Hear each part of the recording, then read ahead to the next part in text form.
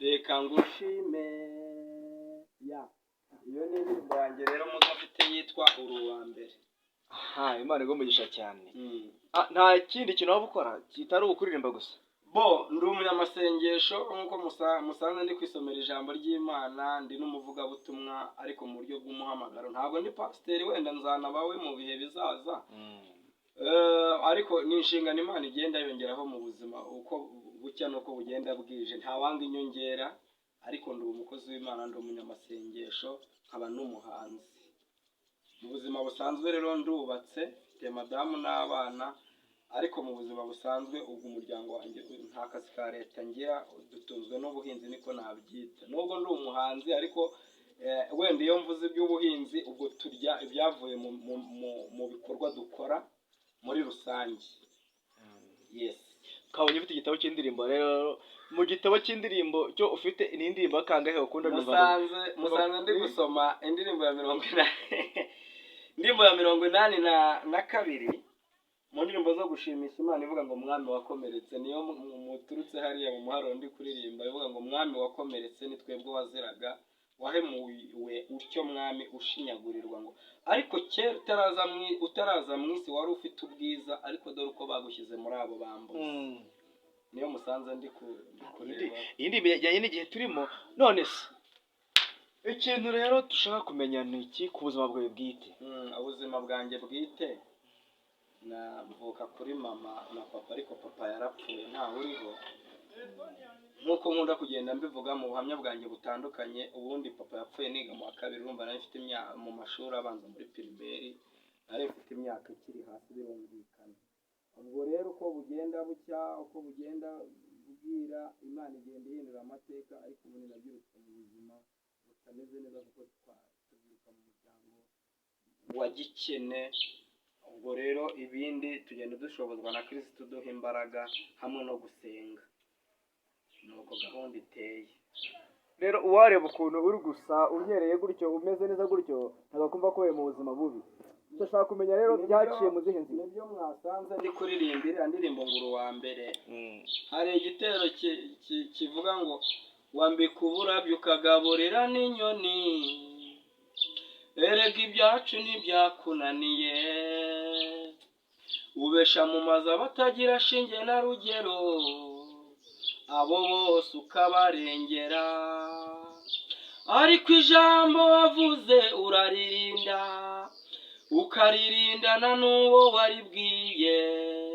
Nyine natangiye gukorera Imana ingirira neza, igenda imvugaho. Hari abantu bavuga ngo Imana ngo ntabwo ivuga, gusa bo ntekereza ko ariko kwizera kwabo bafite, ariko ngiye kwizera kwanjye ndagukomeje, kuko hari icyo navuganye n'Imana, hari n'ibindi kandi ndindiriye Imana izakora, kandi nzi neza uko byagenda kose bizagenda neza, hamwe no gusenga ninguma kwizera, nkaguma kwambara imbaraga z'umwuka w'Imana, nzi neza ko nta jambo Imana yavuze kandi izangirira neza. Itumye nanjye nkizwa. None se ugomba gukizwa mu izina rya Yesu, ariko n'ubundi uri umukirisitu. Nanjye ngizwe ntabwo wasura abakozi b'Imana wowe utari umukozi w'Imana. Iyo Mana rero yakuzanye nawe uragenda wakijwe mu izina rya Yesu. Amen. None se rero Moses umuhanzi, ufite iyihe gahunda, ufite iyihe ntego?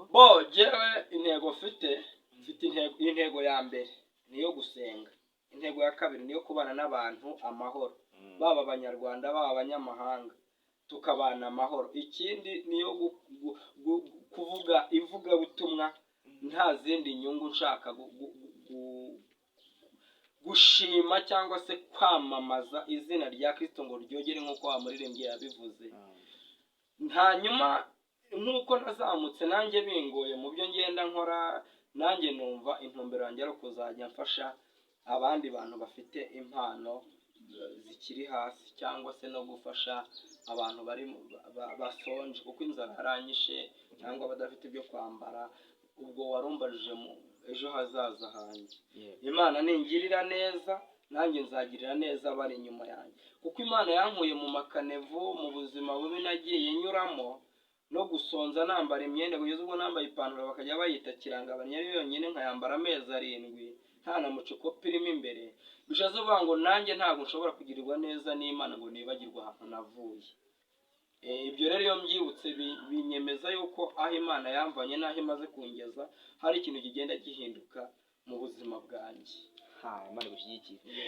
Dushaka gusobanukirwa rero buriya twagiye dusura abahanzi hirya no hino baririmba indirimbo ya gospel baririmbira Imana, ariko ugasanga benshi imbaraga zabo bazikuye kuzimu bajya kuzicisha. Wowe nkawe nk'umuhanzi mugenzi wabo, abo bantu bakura imbaraga kuzimu bavuga iki? Turi kurwana n'imyuka mibi n'abandi barangaje abantu mu bintu by'iterambere by'umwuka w'Imana, ugasanga umwuka waragiye, abantu barangariye muri social media, abantu bazanye iby'ubuhanga byo kugenda ku dutaro, ariko nyamara hari twebwe dushaka gusenga Imana ivuga, kandi jyewe Imana senga ni Imana yo mu ijuru, kandi nemera yuko ari nayo ariyo twese dusenga, ikindi tukubaka imbuto zacu n'agakiza ku ijambo ry'Imana kuri Bibiliya ye, isezerano rya kera kandi n'isezerano rishya. Ubwo rero iyo numvise ibyo bintu, ntabwo ari wowe mbyumvanye wenyine n'amakuru y'uko turi gukorana ikiganiro, hari n'abandi mbyumva nabo bajya gutwika ngo bakagira ibyo, ntabwo ibyo nabijyamo, sinzi n'izo mbaraga uko bazibona, ariko sinanashaka kuzimenya, nshaka gukoresha imbaraga mpabwa na Kristo. Reka dusezerere abaduteze amatwi tubashimira. Ni muyituse.